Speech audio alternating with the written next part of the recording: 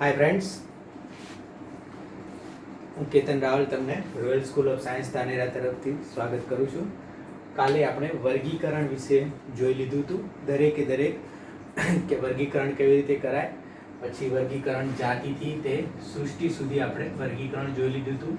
મેં તમને કીધું હતું કે એક કોઠો આપેલો છે, એમાં કઈ કઈ વસ્તુ આપેલી છે. મનુષ્ય છે, ઘર માખી છે, આંબો છે અને ગૌ છે. એમનું જીવશાસ્ત્રીય નામ, બરાબર. પછી પ્રજાતિ, કુળ, ગોત્ર, વર્ગ, સમુદાય, વિભાગ, તો આ બધું આપેલું છે. સમુદાય પછી શું છે? પ્રાણી, વનસ્પતિ છે.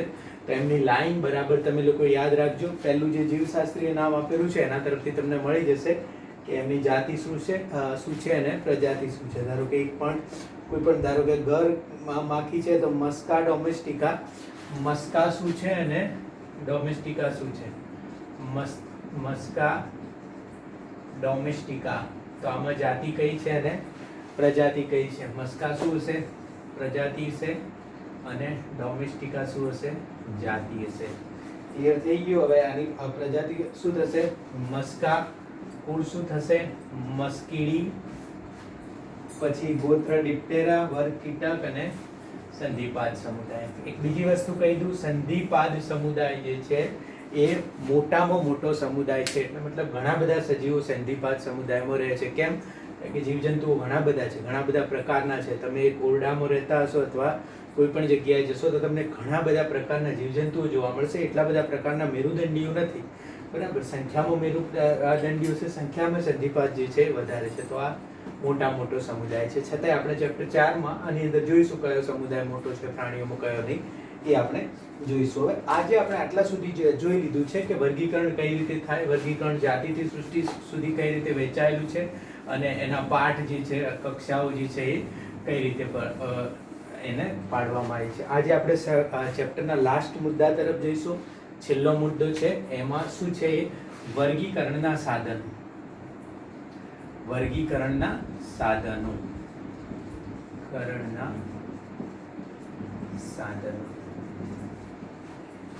હવે વર્ગીકરણના સાધનો એટલે શું, અથવા તો વર્ગીકરણ કરવા માટે કયા સાધનોની જરૂર પડે? હવે એક વસ્તુ વિચારો કે આજે આપણે અહીંથી ધારો કે હું તમને બહાર મોકલું કે બહાર 1 કિલોમીટર વિસ્તારમાં તમારે લિસ્ટ બનાવવાનું છે કે કઈ કઈ ટાઈપની વનસ્પતિઓ છે અને કયા કયા ટાઈપના પ્રાણીઓ તમને જોવા મળે છે.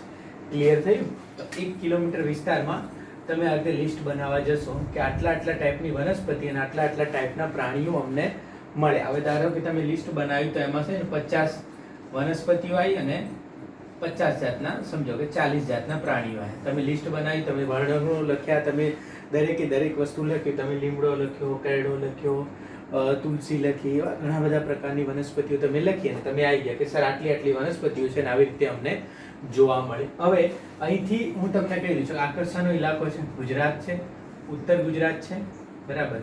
ઉત્તર ગુજરાતનો ઇલાકો છે તો અહીંયા તમે ચેક કરી. હવે હું તમને કહું છું, હવે આપણે જવાનું છે ચેન્નઈ, બરાબર. તો હવે આપણે ક્યાં જતા રહ્યા? મતલબ દક્ષિણ ભારતમાં જતા રહ્યા, અહીંયા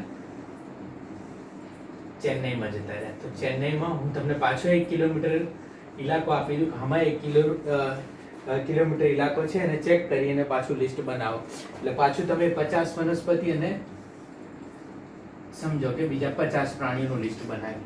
તો હવે મને એ કહો કે આ જે લિસ્ટ બનાવ્યું ને આ જે લિસ્ટ બનાવ્યું એમાં બધું મળતું હશે કે બધું અલગ અલગ હશે? થોડું મળતું હશે, થોડું અલગ અલગ હશે? શું હશે? આમાં થોડું ઘણું મળતું હશે પણ ઘણી બધી વસ્તુ અલગ હશે.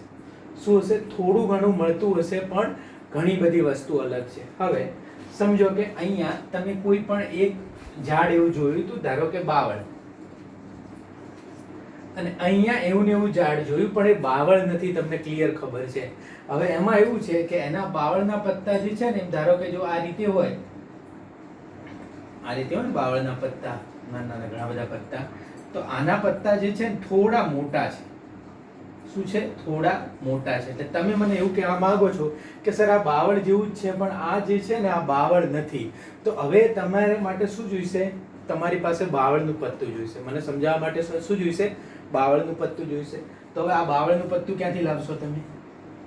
બાવળનું પત્તું તો ક્યાંથી લાવી નહીં શકો. એટલે પાછા તમે મને શું કહેશો કે ચલો ધાનેરા જે છે અથવા તો આ ઉત્તર ગુજરાતમાં તમે ચલો, હું તમને 1 કિલોમીટર બતાવી દઉં તો ત્યાં તમને ખબર પડે કે આ વનસ્પતિ ને આ વનસ્પતિ અલગ છે. તો હવે શું જરૂર પડી કે આવા પત્તાઓ જે છે, અલગ અલગ વનસ્પતિઓના પત્તાઓ જે છે એ ક્યાંક આમ સંઘરાતા હોય ને તો ખબર પડે કે આ કઈ રીતના અલગ છે, પેલું કઈ રીતના અલગ છે, એના લક્ષણોનો અભ્યાસ કરવામાં ખબર પડે. આ બધી વસ્તુ શું પડે? સમજણ પડે. તો એટલા માટે આપણે આ બધી વસ્તુઓની સમજણ માટે, એમની ઓળખ માટે, એમને અલગ અલગ જગ્યાએ જોવા માટે અહીંયા આપણે ઘણી બધી વસ્તુની જરૂર પડશે. આવી વસ્તુ, ધારો કે આ તો ખાલી પત્તાની જરૂર પડી. હવે એવો કોઈ છોડ હોય, એ ઉછળતો હોય અને તમને એમ લાગે કે સર આપણા ત્યાં તો ઋતુ જે છે એ વધારે પડતી ગરમીવાળી છે, ઠંડકવાળી નથી, એવો ને એવો છોડ તમે જો કોઈ હિમાલયમાં જુઓ, તમને કે જો આનો આ છોડ આપણી બાજુ ઉછેર કરવામાં આવે તો આપણે સારી રીતના આમાંથી ઘણા બધા ફાયદા લઈ શકીએ છીએ. તો ઘણી બધી આપણને જરૂર પડી કે ભાઈ વનસ્પતિને આપણે સજીવ સ્વરૂપે રાખી શકીએ, વનસ્પતિને આપણે નિર્જીવ સ્વરૂપે રાખી શકીએ.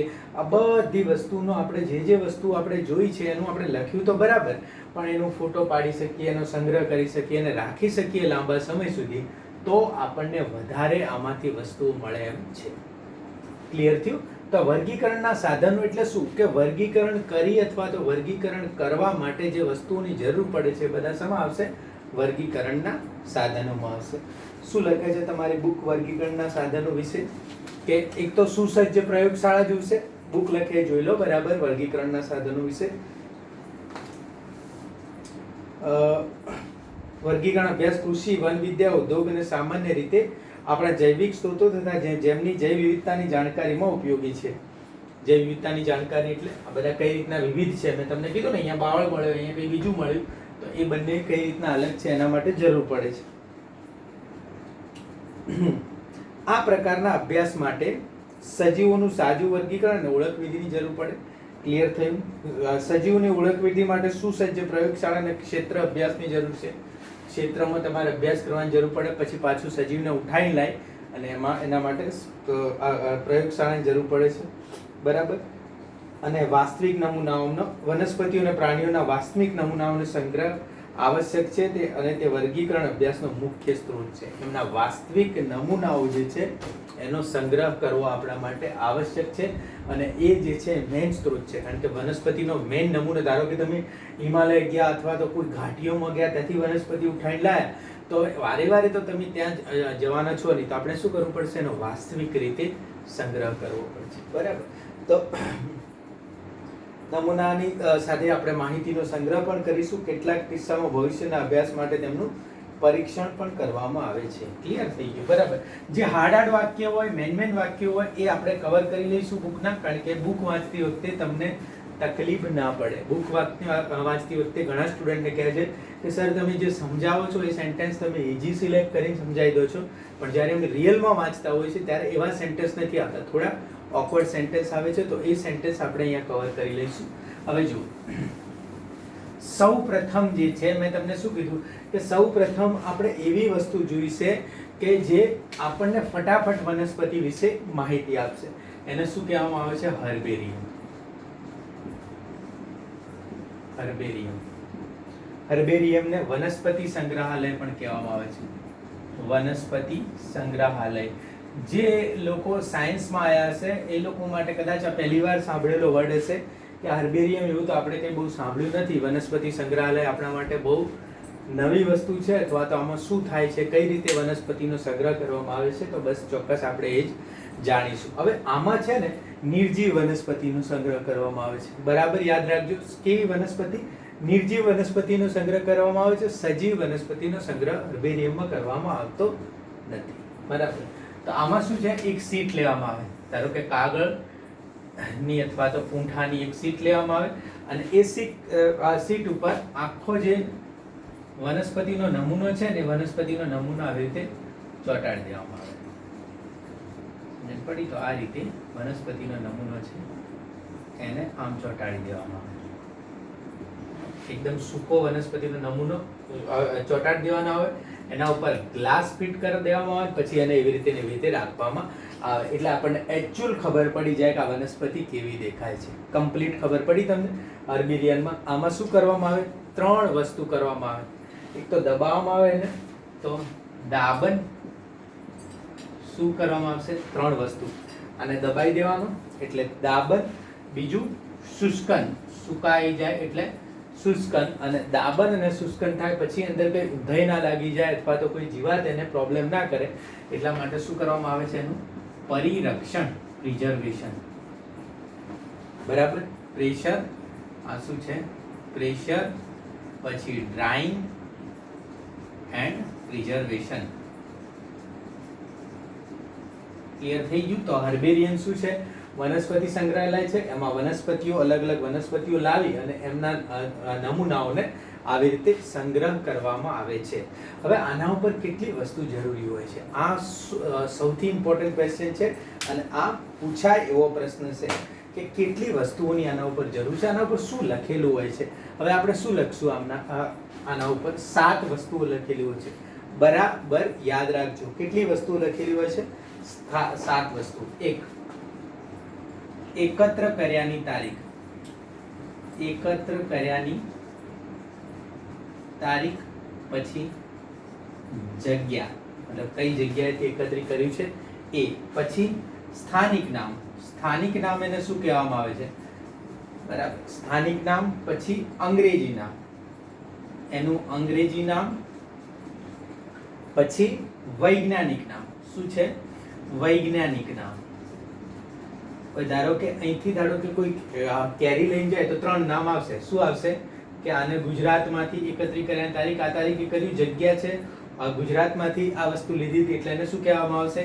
કેરી. ઇંગ્લિશમાં એને કહેવામાં આવે છે મેંગો, અને વૈજ્ઞાનિક નામ શું છે? મેન્જીફેરા ઇન્ડિકા. ક્લિયર થઈ?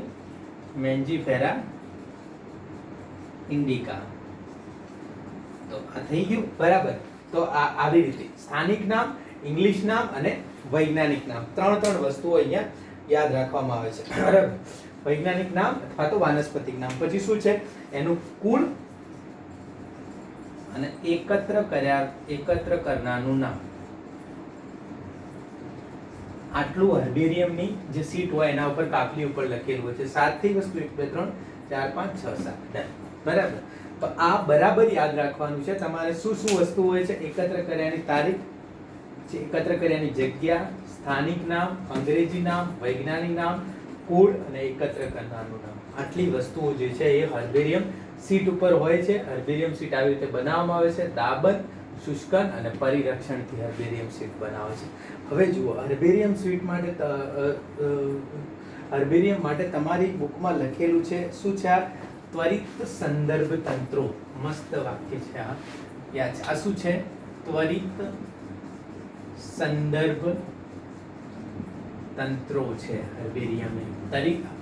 આનો મતલબ શું થાય? ત્વરિત સંદર્ભ તંત્રો એટલે શું? ત્વરિત સંદર્ભ તંત્રો એટલે આ લોકોને ગોઠવેલા કઈ રીતે હોય? હર્બેરિયમમાં ધારો કે તમે એન્ટર થો તો પહેલા અલગ અલગ બહુ મોટા મોટા રૂમો ઉપર બોર્ડ મારેલા હોય. શાના બોર્ડ મારેલા હશે?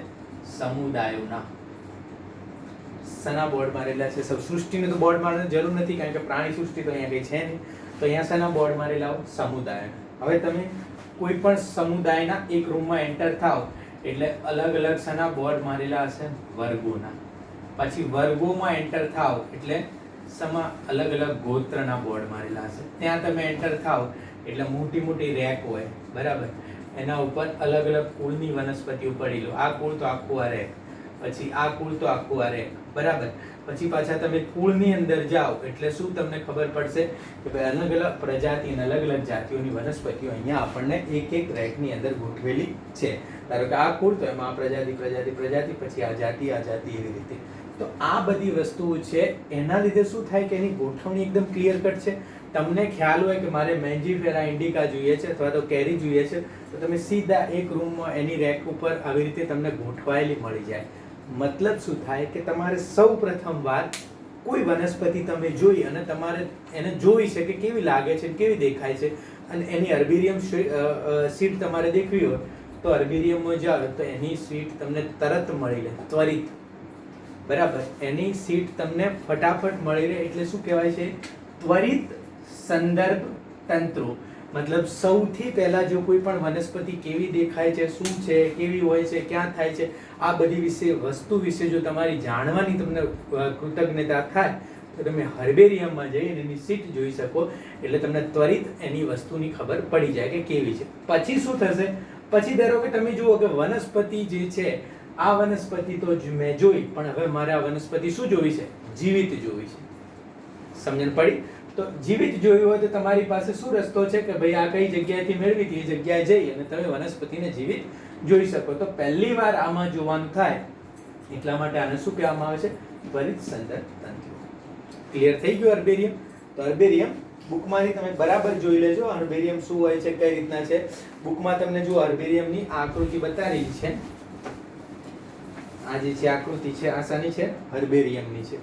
તો આવી રીતના હોય ને આવી રીતના ફાઇલો ઉપર જુઓ, આ ફાઇલ ઉપર દેખાય છે ને, આ ફાઇલ ઉપર જુઓ દેખાય છે. તો આ હર્બેરિયમની આવી રીતે આકૃતિ હોય, આ ફાઇલો ઉપર આવી રીતે વનસ્પતિઓ આપણને દેખાય છે. ક્લિયર થઈ ગયું? તો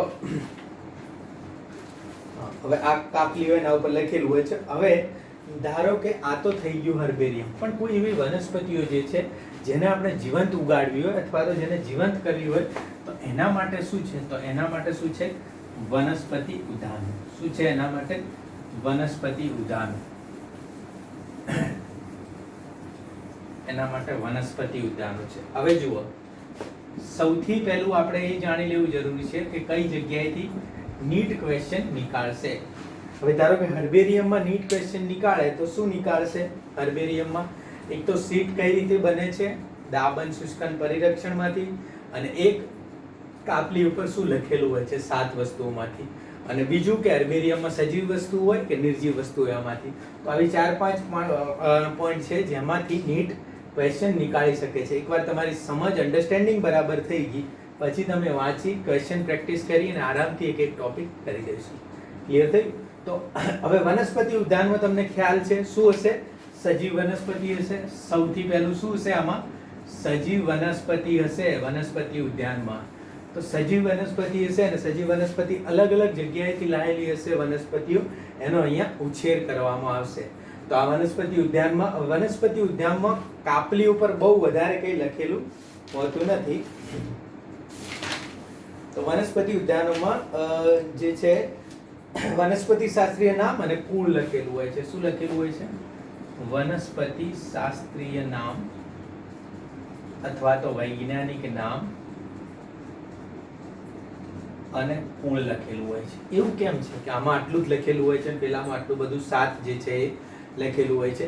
કારણ કે આની અંદર શું છે, વનસ્પતિ શું છે, જીવિત છે.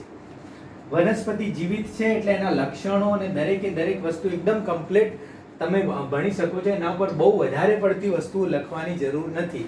કેમ? કારણ કે વનસ્પતિ જીવિત છે, એના લક્ષણો તમને ક્લિયર દેખાઈ શકે છે. તો આ શું થઈ ગયું, વનસ્પતિ શાસ્ત્રીય નામ, વૈજ્ઞાનિક નામ અને કુળ, આ બંને વસ્તુ એના ઉપર લખેલી હોય છે. હવે વનસ્પતિ શાસ્ત્રીય નામ જે છે ને વિશ્વનું સૌથી, આ આપેલું છે તમારી બુકમાં, વિશ્વનું સૌથી મોટું વનસ્પતિ ઉદ્યાન જે છે ક્યુ ગાર્ડન. બરાબર, ક્યુ ગાર્ડન વિશ્વનું સૌથી મોટું છે. ક્યાં આવેલું છે? લંડન. અને લંડન ક્યાં આવેલું છે? ઇંગ્લેન્ડમાં. બુકમાંથી જોઈ લઈએ કે કઈ વસ્તુઓ જે છે ઉદ્યાનોમાં વનસ્પતિ ઉછરેલી હોય છે. બરાબર, દરેક વનસ્પતિ શાસ્ત્રીય નામ કે વૈજ્ઞાનિક નામ અને તેમના કુળની સૂચવતી કાપલી લગાવેલી હોય છે. ક્યુ ગાર્ડન ઇંગ્લેન્ડ, બરાબર, એ મોટું છે. ભારતનું જે છે એ ઇન્ડિયન બોટનિકલ ગાર્ડન હાવરા. કયું છે? Indian botanical garden Howrah. Howrah ક્યાં આવેલું? ઓબ્વિયસલી કલકત્તા, વેસ્ટ બેંગાલમાં આવેલું છે. બરાબર, હાવરા જે છે એ સૌથી, હવે તમને લાગે છે કે કેમ આ હાવરામાં અને કલકત્તામાં હશે? કારણ કે અંગ્રેજો સૌથી પહેલા વેસ્ટ બેંગાલમાં પોતાની વસ્તુ સ્થાપી હતી, એટલે ત્યાં વધારે વસ્તુઓ એ લોકોએ બનાવેલી છે. અને બોટનિકલ ગાર્ડન, આ બધી મોટી લાઇબ્રેરીઝ, આ બધી વસ્તુ કલકત્તા સાઈડ સૌથી વધારે હોય છે. અને આ બધી વસ્તુની એમને જરૂર પડતી કારણ કે એ રિસર્ચમાં જોડાયેલા હતા. આપણને આવી બધી કંઈ ફરક પડતો નહીં. તો હાવરા ઇન્ડિયન બોટનિકલ ગાર્ડન જે છે એ ક્યાં છે? હાવરા છે. બરાબર, Indian national botanical research institute જે છે એ નેશનલ બોટનિકલ રિસર્ચ ઇન્સ્ટિટ્યૂટ જે છે એ લખનઉમાં છે. નેશનલ બોટનિકલ રિસર્ચ ઇન્સ્ટિટ્યૂટ ક્યાં છે? લખનઉમાં છે. આમાંથી પૂછાશે, આમાંથી શું થશે? પૂછાશે. તમને કોઈ પણ ક્વેશ્ચન આમાંથી પૂછાશે. કે ક્યુ ગાર્ડન સૌથી મોટો વનસ્પતિ ઉદ્યાન કયો છે? તો ક્યુ ગાર્ડન લંડનમાં, ઇન્ડિયામાં ઇન્ડિયન બોટનિકલ ગાર્ડન હાવરા, પછી નેશનલ બોટનિકલ રિસર્ચ ઇન્સ્ટિટ્યૂટ જે વનસ્પતિ વિશે રિસર્ચ હોય એ ક્યાં આવેલું છે? લખનઉમાં આવેલું છે, બરાબર. અને આ બધા જે છે એ શું છે? પ્રખ્યાત વનસ્પતિ ઉદ્યાનો છે. NBRI લખનઉ એ વનસ્પતિ ઉદ્યાન છે, રિસર્ચ ઇન્સ્ટિટ્યૂટ પણ છે, અને આ બધા વનસ્પતિ ઉદ્યાનોના પ્રખ્યાત વનસ્પતિ ઉદ્યાનો છે. હવે બે વસ્તુ થઈ ગઈ વનસ્પતિ માટે. શું થઈ ગઈ બે વસ્તુ? એક તો વનસ્પતિ ઉદ્યાન થઈ ગયો, અને બીજું શું થઈ ગયું? હર્બેરિયમ થઈ ગયું. ક્લિયર થયું? હવે જે વસ્તુ આવે છે શું છે? સંગ્રહાલય. સંગ્રહાલય. સંગ્રહાલય એટલે શું? સંગ્રહાલયમાં શું હોય અને સંગ્રહાલય એટલે શું? જુઓ, સંગ્રહાલયમાં વનસ્પતિ પણ હોય, મ્યુઝિયમ. સંગ્રહાલય એટલે શું છે?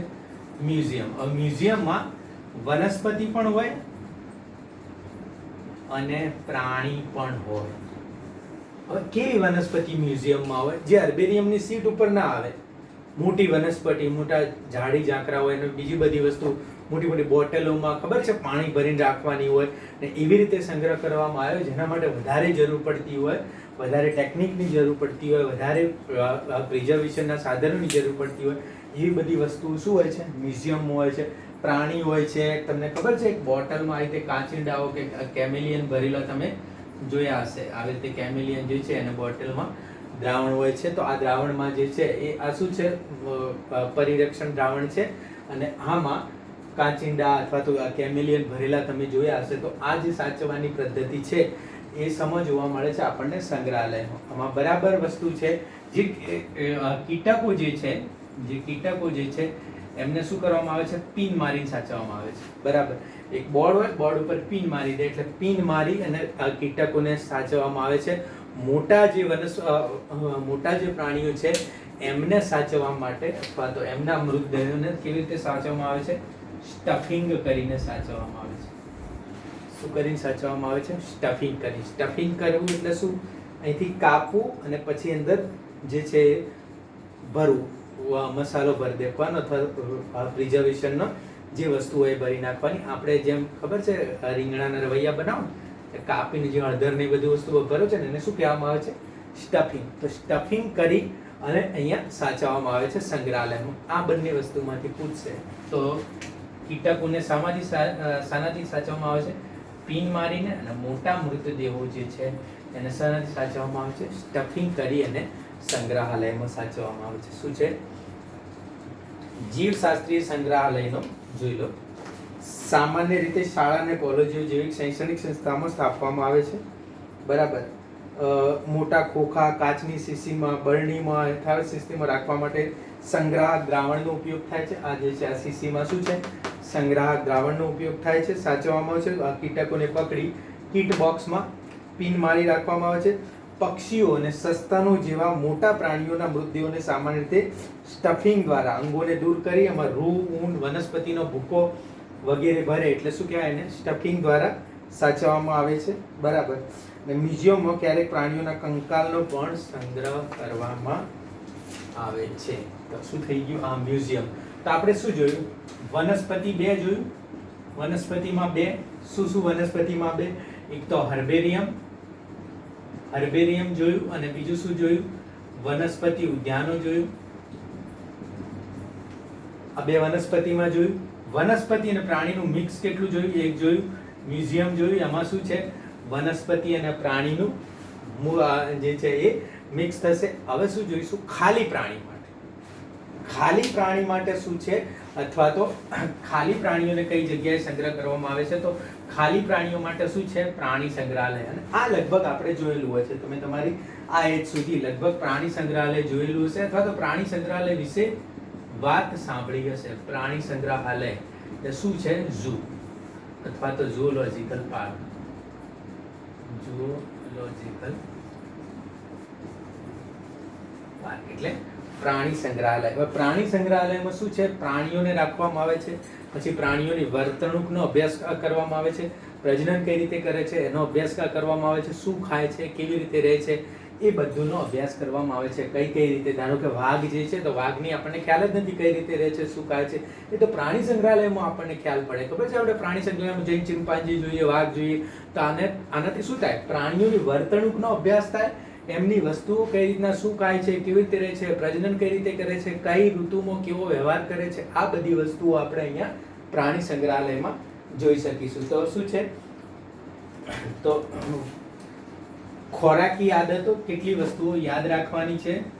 ખોરાકી આદતોનો અભ્યાસ કરવાનો, પછી શાનો અભ્યાસ કરવાનો, વર્તણૂકનો અભ્યાસ કરવાનો, પછી શાનો અભ્યાસ કરવાનો.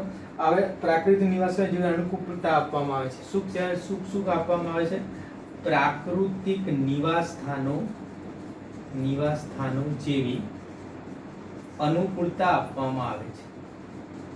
અનુકૂળતા આપવામાં આવે છે. હવે જુઓ, આના ઉપરથી બે વસ્તુ થાય.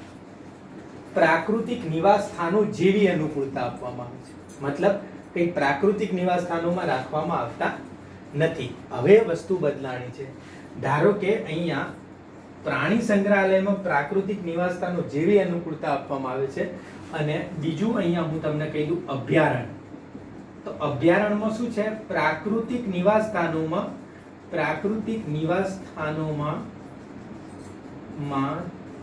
જ અનુકૂળતા આપવામાં આવે. મતલબ પ્રાકૃતિક નિવાસસ્થાનોમાં જ એમને વ્યવસ્થિત રક્ષણ પૂરું કરવામાં આવે છે. બરાબર, અહીંયા આપણે શું કહેવાનું છે, રક્ષણ પૂરું પાડવામાં આવે છે. તો આ બંને વચ્ચે કોઈ ફરક ખરો? બરાબર, આ બંને વચ્ચે આમાં બે વસ્તુ છે. બરાબર, એક છે ઇન સિટુ, અને બીજું શું છે, એક્સ સિટુ. ઇન સિટુ એટલે શું કે પ્રાકૃતિક નિવાસસ્થાનોમાં જ રાખવામાં આવે, ત્યાંથી હટાવવામાં ના આવે, ત્યાં જ એમને રક્ષણ પૂરું પાડવામાં આવે. એ શું છે, ઇન સિટુ. અને એક્સ સિટુ એટલે શું કે પ્રાકૃતિક નિવાસસ્થાનો જેવી અનુકૂળતા પૂરી પાડી અને બીજી જગ્યાએ જઈને રાખવામાં આવે. એ શું છે, એક્સ સિટુ. ક્લિયર થયું?